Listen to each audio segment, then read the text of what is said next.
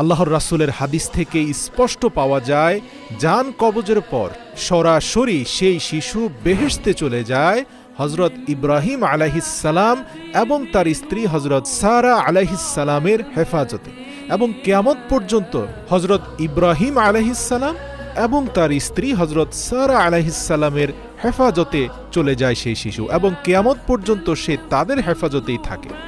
কিয়ামতের পর সেই সন্তানের পিতা মাতা যদি জান্নাতে প্রবেশ করে, তাহলে সেই সন্তানকে তার পিতামাতার কাছে হস্তান্তর করা হবে। যদি পিতামাতা জান্নাতে না গিয়ে জাহান্নামে যায়, তাহলে সেই নিষ্পাপ শিশু জান্নাতের অনন্তকাল সময়ব্যাপী হযরত ইব্রাহিম আলাইহিসসালাম এবং হযরত সারা আলাইহিসসালামের জিম্মায় থাকবে জান্নাতের মধ্যে। এখানে আরেকটা কথা বলে রাখি, কোনো মুসলিম পিতামাতার সন্তান যদি একদম ছোট বয়সে ইন্তেকাল করে, তবে সেই সন্তানটি কিয়ামতের দিন পিতামাতার পাহাড় সম গুনাহের নাজাতের উসিলা হবে। যেমনটা হুজুর সাল্লাল্লাহু আলাইহি সাল্লাম বলেছেন, কিয়ামতের দিন নিষ্পাপ শিশুরা আল্লাহ সুবহানাহু ওয়া তাআলার কাছে তাদের পিতামাতার জন্য সুপারিশ করবে, যদি সেই পিতামাতা এক এবং অদ্বিতীয় সৃষ্টিকর্তায় বিশ্বাসী হয়। তখন আল্লাহ সুবহানাহু ওয়া তাআলা তার সুপারিশ কবুল করবেন এবং তার পিতামাতাকে জান্নাতে প্রবেশ করাবেন। আবার অনেকে বলেছেন, কবরে কিছু পরীক্ষা এমন আছে যার মুখোমুখি সবাইকে হতে হয়।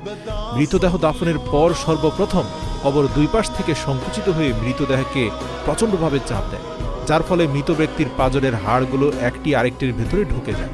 এবং বিভিন্ন হাদিস থেকে জানা যায়, যাকেই কবরে দাফন করা হবে সবাইকে এর মুখোমুখি হতে হবে এবং কেউই এর থেকে নিরাপদ নয়।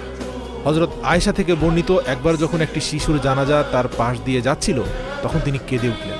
তাকে জিজ্ঞেস করা হলে তখন তিনি বলেন, যে মারা গিয়েছে সে এখনও একটি শিশু, তার জন্য আমার খুব দুঃখ হচ্ছে যে সে জান্নাতে গেলেও কবর কিন্তু তার উপরও সংকুচিত হয়ে চাপ দিবে।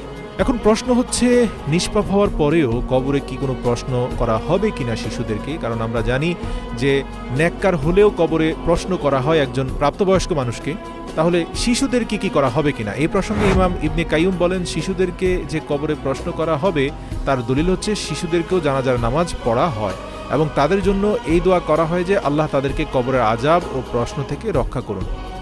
আর এজন্যই অধিকাংশ উলামায়ে কেরামের মত হচ্ছে কবরে ছোট বাচ্চাদেরকেও প্রশ্ন করা হবে, কারণ আল্লাহ তাআলা কবরে মৃত শিশুদেরকে বুদ্ধিমত্তা পরিপূর্ণ দান করবেন এবং তখন এই মৃত শিশুরা সম্পূর্ণ বুদ্ধিমত্তা অনুযায়ী ফেরেশতাদের প্রশ্নের জবাব দিতে সক্ষম হবে। মানে সোজা কথা, প্রশ্ন করা হবে এবং প্রশ্নের জবাব দেওয়ার সক্ষমতা আল্লাহ তাদেরকে দিবেন। মাথায় রাখতে হবে, এই শিশুর পূর্ণাঙ্গ সৃষ্টি কিন্তু মহান আল্লাহ তাআলা করেছেন, কাজেই আমাদের থেকেও এই শিশুর ব্যাপারে আল্লাহ পাকই সবচেয়ে বেশি জানেন। তো প্রিয় দর্শক, এবার জেনে নেই সেই সব শিশুর কথা যারা কাফেরদের ঘরে বা মুশরিকদের ঘরে জন্মগ্রহণ করে এবং প্রাপ্তবয়স্ক হওয়ার আগেই মারা যায়।